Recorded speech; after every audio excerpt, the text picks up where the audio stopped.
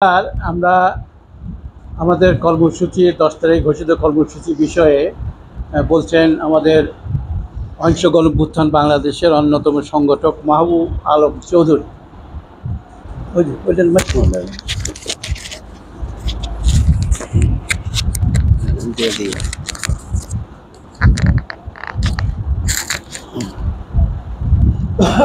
আসসালামু আলাইকুম। আমাদের প্রিয় সংগঠকগণ, আমরা এখানে যারা আসছি সবাই আমাদের পরিচয় হলো আমরা অহিংস গণঅভ্যুত্থান বাংলাদেশের একজন সংগঠক হিসেবে কাজ করছি। কোথায়? সারা বাংলাদেশে। আপনাদের পরিচয়, আপনারা সারা বাংলাদেশের অহিংস গণঅভ্যুত্থান বাংলাদেশের সংগঠক। আমাদের কাজ কি? আমাদের কাজ হলো প্রাথমিকভাবে 1,80,00,000 লোকের জনমত গঠন করা। আর এই জনমত গঠন কিসের মাধ্যমে করব? আমরা আবেদনপত্রের মাধ্যমে গঠন করব। আপনাদের পরিশ্রমে ইতিমধ্যে আমাদের হাতে 1 কোটির উপর অধিক এই জনমত বলেন আবেদনপত্র আমাদের হাতে এসে পৌঁছেছে।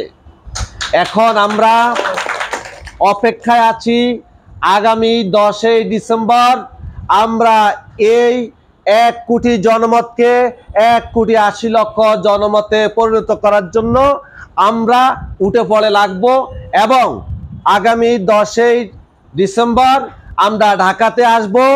তখন আমরা যেন কেউ বলতে না পারি আমাদের 1,80,00,000 হয়নি। এই 1,80,00,000-তে আমাদের পরিণত করতে হবে।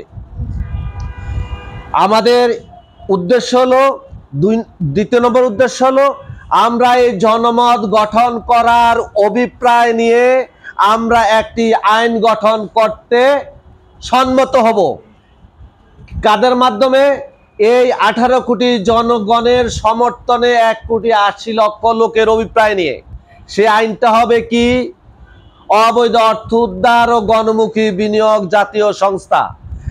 আমাদের জাতীয় যারা নেতৃবৃন্দ শুধু তারা দিন নাই রাত নাই শুধু বলে দুর্ভিক্ষ, শুধু বলে আমাদের দুর্নীতি, কিন্তু এই দুর্নীতি দূর করার কারো কোনো ফর্মুলা নেই। আমাদের মাঝে উপস্থিত আছেন আমাদের সর্বজন প্রিয় নেতা আবু মোস্তফা আমিন।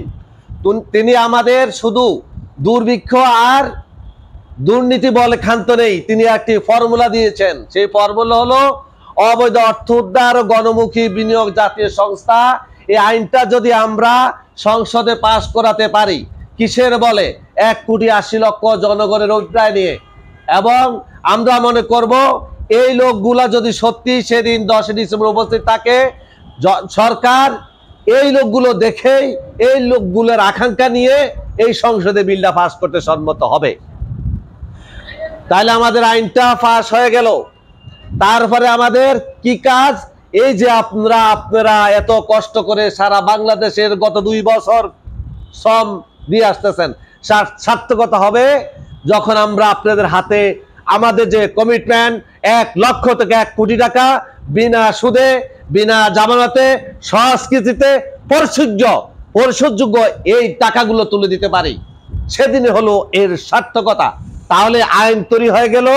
তখনই আমরা দেশের ভিতরে পঞ্জীবিত 88 লক্ষ কোটি টাকা পঞ্জীবিত পাচারকৃত আরো 20-25 লক্ষ কোটি টাকা এই যে লুটেরা বাহিনী লুটপাট করে আপনার আমার কাছ থেকে তাদের পকেটে রেখেছে, এই টাকাগুলো উদ্ধার করতে হবে।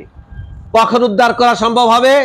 আইন তৈরি হয়ে গেল, পাশ হলো, এবং আপনারা যদি স্বতঃস্ফূর্তভাবে এই সবাই একত্রিত হয়ে একটা পরিবারের মাধ্যমে, যেমন আজকে বলতেছেন আমরা একটি পরিবার, সেটা হলো অহিংস পরিবার।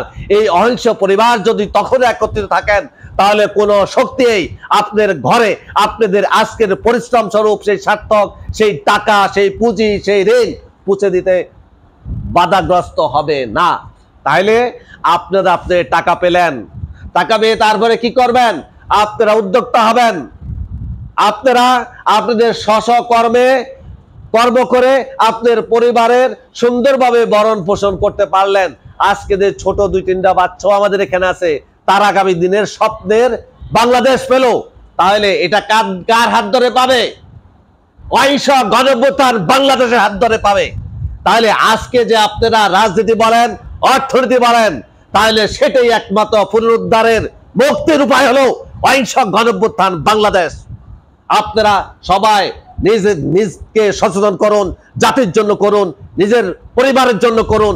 এই সমাজটার উন্নয়নের ধারাকে অব্যাহতি রাখার জন্য আগামী দিনে সোনার বাংলাদেশ গড়ে তুলবেন।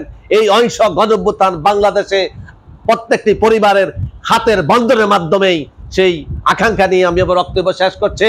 আল্লাহ হাফেজ, আসসালামু আলাইকুম।